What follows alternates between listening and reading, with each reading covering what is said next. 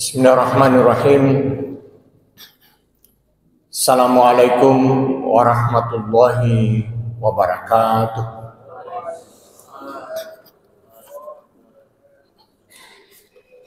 Alhamdulillah.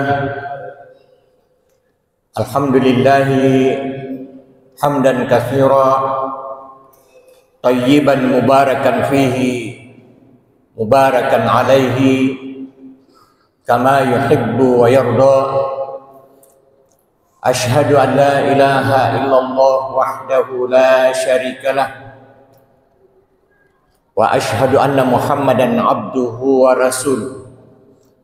Allahumma salli wa sallim ala nabiyyina Muhammadin wa ala alihi wa ashabihi wa man tabi'ahum bi ihsanin ila yaumiddin.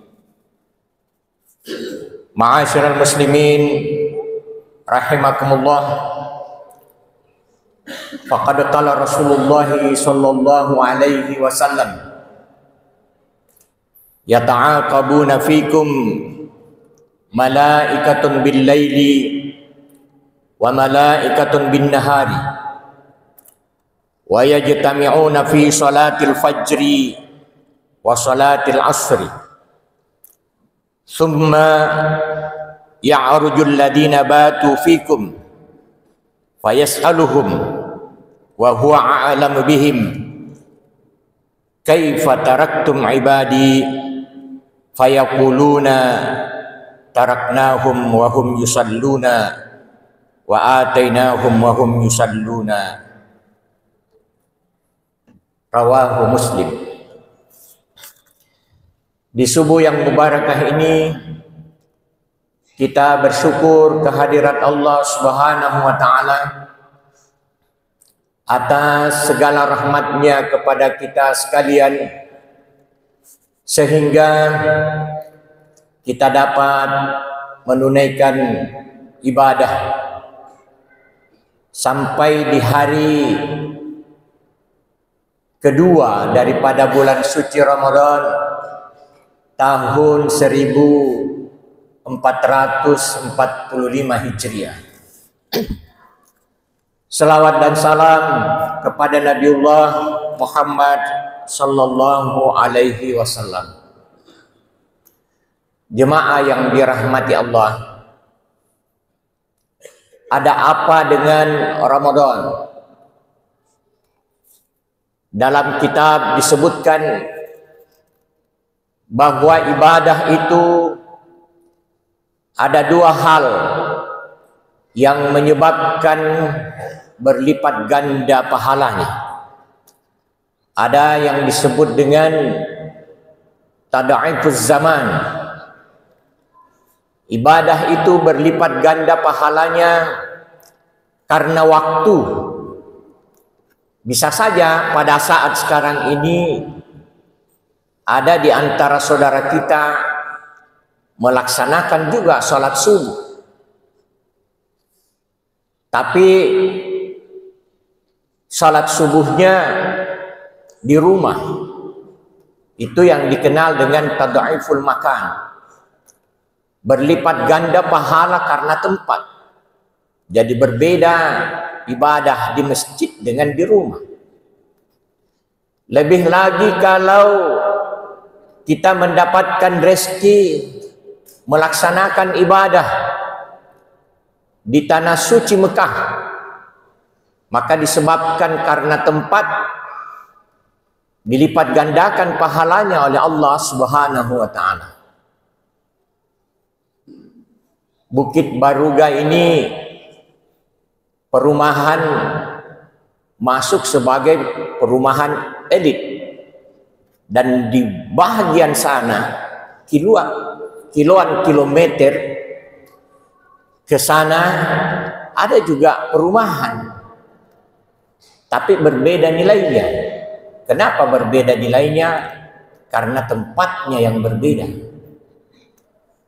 Tempat menentukan lipat ganda pahala dari Allah Subhanahu wa taala, apakah itu dilaksanakan di masjid, di rumah, ataukah dilaksanakan di tanah suci. Itulah yang kita kejar. Demikian pula yang disebut dengan tada'ibuz zaman, waktu menyebabkan lipat ganda pahala dari Allah.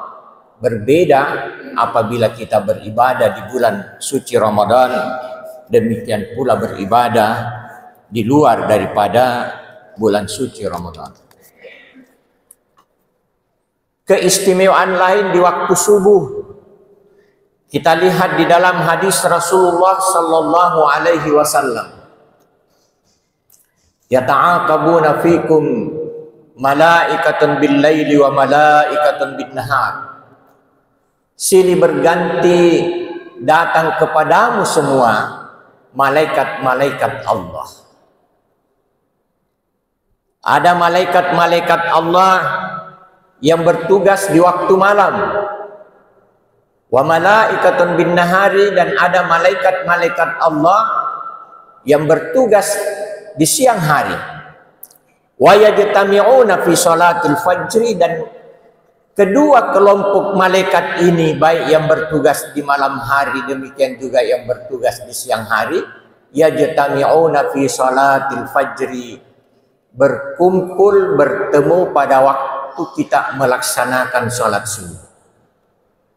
Jadi sebelum kita tadi melaksanakan salat subuh, sebelum diqamat, sebelum azan, malaikat yang akan bertugas di siang hari sudah datang di masjid kita ini.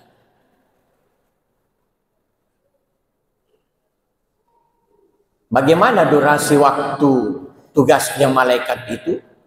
Dia bertugas dari salat subuh, waktu subuh sampai dengan waktu asar.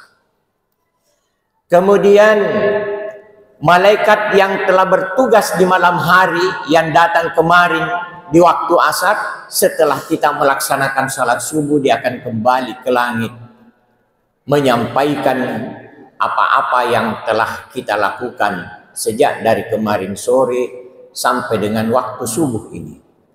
Itulah betapa mulianya jika seseorang beribadah di waktu subuh, karena dua kelompok malaikat menyaksikan ibadah. Jemaah yang dirahmati Allah, lalu di bulan suci Ramadan ini ada 4 hal yang perlu kita perhatikan. Yang pertama yang dikenal dengan ruhiyah. Yang perlu kita perhatikan ini adalah ruhiyah. Roh kita, batin kita. Sudah bersihkah batin kita ini di awal-awal Ramadan? Apa yang menyebabkan batin itu biasa kotor? Kalau ada rasa kebencian, maka kita bisa mengevaluasi diri kita. Siapa tahu sampai subuh kedua ini masih ada masalah di intern keluarga kita, dengan saudarakah, dengan sepupu, dengan paman, ataukah dengan ponakan. Ini yang akan menghitamkan batin kita kalau ini tidak bersih. Maka kita berusaha untuk menjalin silaturahim. Saudara kita yang senasib sepenanggungan, betapa nikmatnya dulu dalam satu atap dengan orang tua kita, saling mengasihi sejak kecil. Siapa tahu justru memasuki umur 50, 60, 70, justru kita sendiri bermasalah dengan saudara kita sendiri. Karena yang paling bisa bermasalah itu adalah dengan saudara kita sendiri. Kalau dengan saudaranya orang, apa masalahnya? Apakah itu berkenaan dengan warisan? Ataukah hal-hal yang lain? Itulah yang perlu kita persiapkan. Itulah yang perlu kita bersihkan. Siapa tahu kita sudah merasa Islam dengan sekuat-kuatnya, iman dengan sekuat-kuatnya, padahal ada masalah di depan hidung kita, di depan mata kita, ternyata tidak beres sampai hari ini dengan saudara kita sendiri. Itulah yang disebutkan di dalam kitab bahwa ada 4 hal yang perlu kita evaluasi dalam awal-awal bulan suci Ramadan ini adalah ruhiyah, rohania kita. Fisiknya kuat tapi rohanianya kotor. Karena ada iri hati, ada dengki, ada kebencian, dan kebencian itu bukan kepada siapa, bisa saja kepada saudara sendiri atau kepada kerabat sendiri. Bagaimana kalau kita berada dalam posisi yang dianiaya, posisi yang diakali? Disitulah kita teringat kisahnya Nabi Yusuf alaihissalam yang dianiaya, disakiti oleh saudaranya. Namun Nabi Yusuf membalas penganiayaan itu dengan keterbukaan untuk memberikan maaf. Jemaah yang dirahmati Allah, yang kedua dikenal dengan fikriyah, keilmuan kita. Kita di dalam bulan suci Ramadan ini dikenal sebagai bulan tarbiyah, bulan pendidikan. Sudah lengkapkah ilmu kita tentang bulan suci Ramadan? Amal-amal apa yang diutamakan dan apa yang harus kita hindari? Dan yang ketiga adalah jasadiyah, kekuatan fisik kita. Oleh karena kita akan mengarungi perjalanan yang panjang 1 bulan penuh, membutuhkan kekuatan fisik. Dan yang keempat adalah kekuatan maliyah, kekuatan harta. Kenapa kekuatan harta? Oleh karena kita akan berbagi. Kita akan berbagi dalam bentuk zakat, infak, dan sedekah. Makanya selalu disampaikan dalam agama kita bahwa agama Islam ini adalah agama yang juga berkenaan dengan materi, di samping yang berkenaan dengan ibadah secara batiniah. Mengapa berkenaan dengan materi? Karena ada beberapa pelaksanaan ibadah kita butuh materi. Zakat butuh materi. Zakat fitrah butuh materi. Zakat harta butuh materi. Melaksanakan umrah butuh materi. Melaksanakan haji butuh materi. Tidak bisa hanya sekedar berdoa, meskipun itu sangat dianjurkan. Tapi membutuhkan power. Kita lihat, dan itu tadi dibaca doa oleh Bapak Imam. Ya Allah, berikanlah pertolongan kepada saudara-saudara kami di Palestina, para pejuang-pejuang di mana saja mereka berada. Itu menunjukkan bahwa umat Islam diperintahkan untuk memperoleh kekuatan. Apa yang dipertaruhkan di Palestina adalah kekuatan fisik, kekuatan materi, kekuatan senjata, kekuatan diplomasi, dan yang lain-lainnya. Kita bersyukur sembahyang di Bukit Baruga ini dalam keadaan sejuk aman. Saudara-saudara kita di Masjidil Aqsa sembahyang dibawa todongan senjata.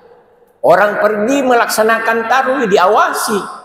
Kalau polisi kita sendiri yang mengawasi, alhamdulillah.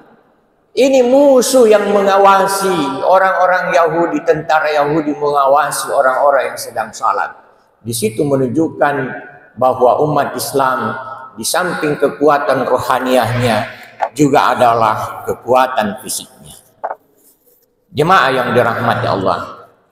Kemudian Ramadan ini adalah bulan untuk kita berbagi. Di dalam Al-Quran Allah Subhanahu wa ta'ala berfirman, Yas'alunaka madza yunfikun. Mereka bertanya, apa yang engkau nafkahkan? Qul ma anfaqtum min khairin. Katakanlah, apa yang engkau nafkahkan falil walidaini, maka itu ditujukan kepada kedua orang tuamu. Di awal Ramadan ini, bagi yang memiliki orang tua, pernahkah bersimpu di hadapannya? Siapa tahu orang tua kita Ramadan dengan sarung yang sudah ulang tahun ke-7. Meskipun kita bersarung baru. Ada orang tua kita pakaiannya sudah lusuh. Padahal anaknya orang-orang sukses. Agama memerintahkan kepada kita, perhatikan kedua orang tua. Bagaimana kalau beliau sudah tidak ada? Doakan mereka. Falil walidaini wal aqrabin. Ini disebutkan di dalam surah Al-Baqarah ayat 215. Kalau kau sudah memperhatikan orang tuamu, ternyata keduanya sudah tidak ada di permukaan bumi ini. Ayat ini dilanjutkan untuk berbagi. Wal aqrabin. Ada saudaramu yang miskin. Kamu memang sukses. Rumahmu 5, mobilmu 7. Tapi ada saudaramu yang hidup dalam derita. Kamu tidak dicatat sebagai seorang muslim, sebagai seorang yang beriman. Sampai engkau memperhatikan saudaramu yang kesusahan. Jelas sekali ayatnya. Dalam kaidah ilmiah itu disebutkan qat'iyyud dalalah. Ini adalah qat'iyyud dalalah, disebutkan di dalam Al-Quran. Kalau kamu sudah memperhatikan kedua orang tuamu, lihatlah kerabat. Bisa saja kau memang sudah sukses di Makassar ini, tapi ada sepupu satu kalimu di kampung, rumahnya masih berlantai tanah, atapnya bocor-bocor.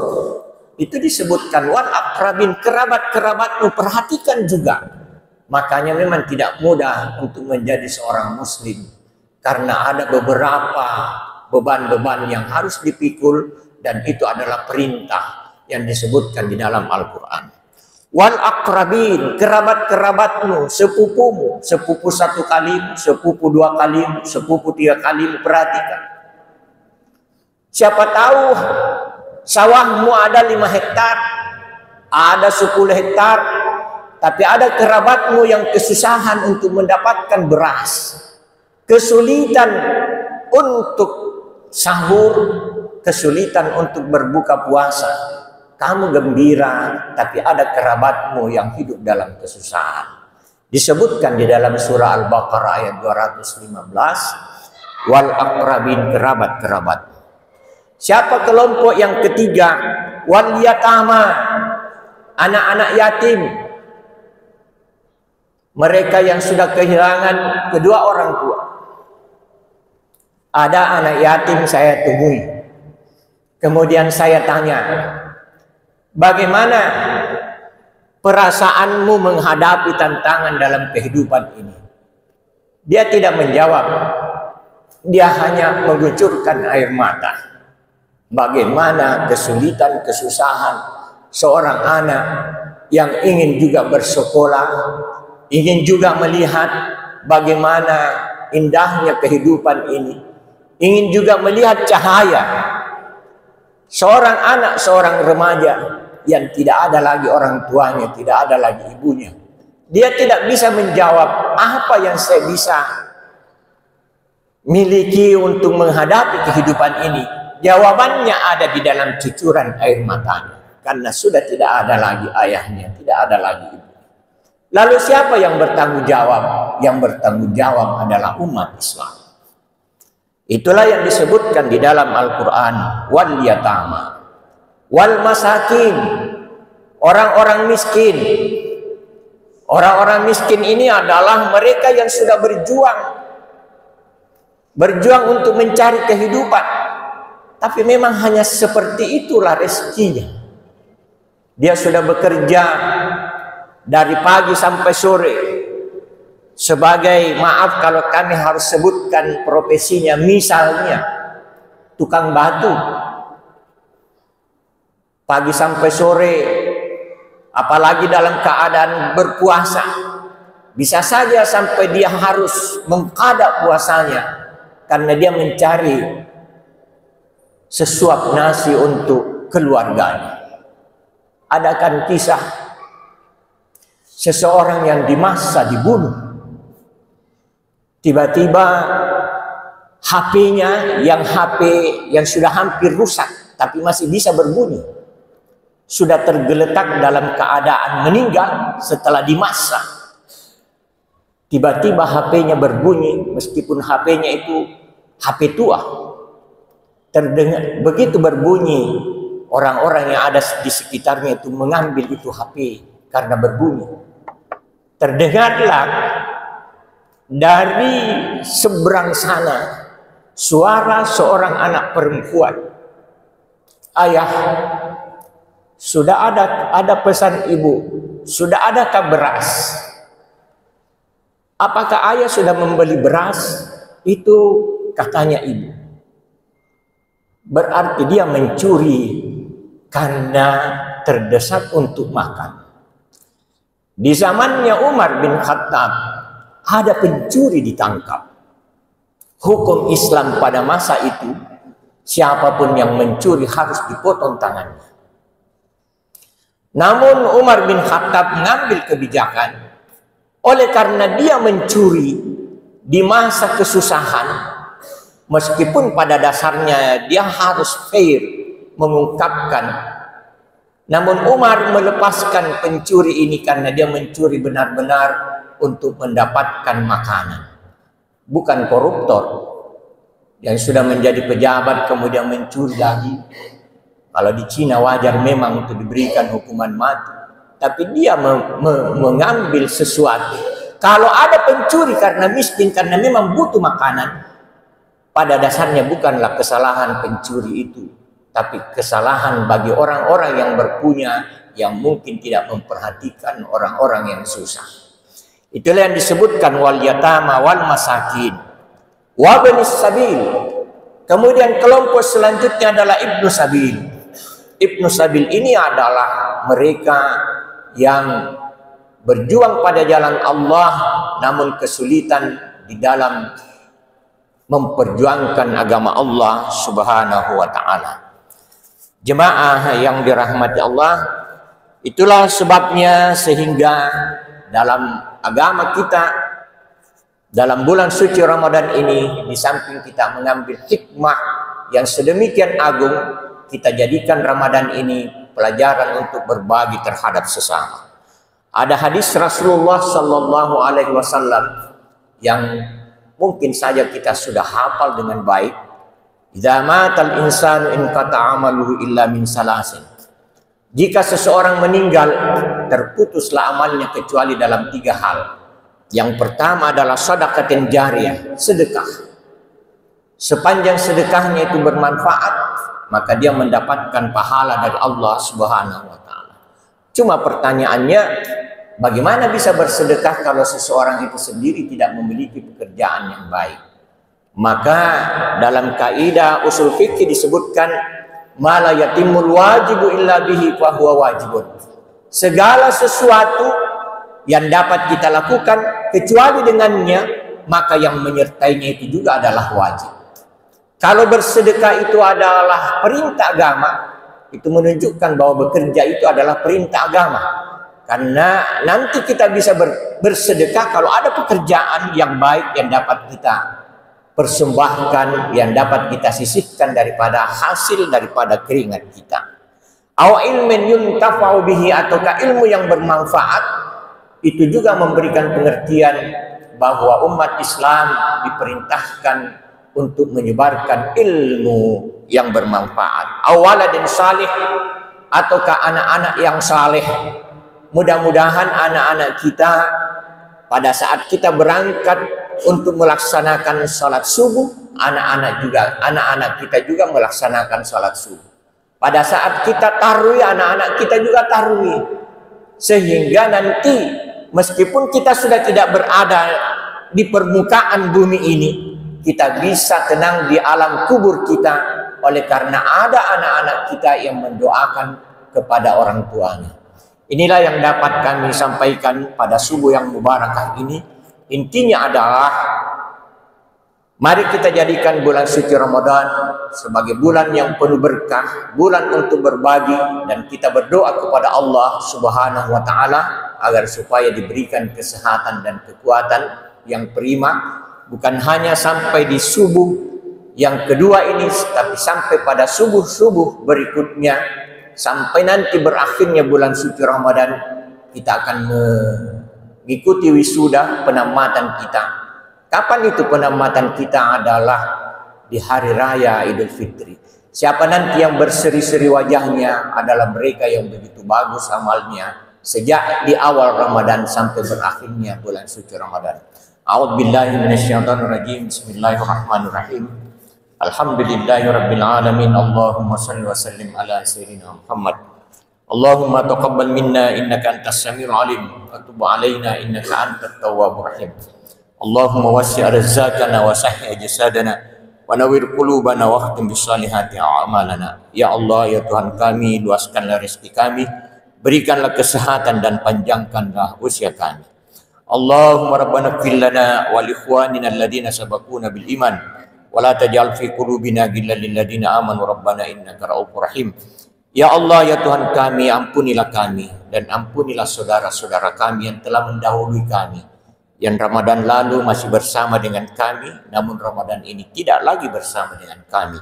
Ya Allah, berikanlah ampunan kepada kami dan kepada kedua orang tua kami yang sejak kecil bersama dengan kami dalam suasana Ramadan, namun pada Ramadan ini tidak lagi bersama dengan kami. Allahumma rabbana ighfir lana wa li ikhwanina alladziina sabaquna bil iman wa la taj'al fi qulubina ghillan lil ladziina amanu rabbana innaka ra'ufur rahim. Allahumma rabbana ighfir lana dzunubana wa israfana fi amrina wa tsabbit aqdamana wansurna 'alal qaumil kafirin. Allahumma rabbana ighfir lana wa liwalidayna warhamhuma kama rabbayana shighara. Allahumma rabbana atina fid dunya hasanah wa fil akhirati hasanah wa qina adzabannar wa adkhilnal jannata ma'al rahmatika ya aziz ya ghaffar ya rabbal alamin. Subhana rabbika rabbil izzati amma yasifun wa salamun alal mursalin. Alhamdulillahi rabbil alamin. Al-Fatihah.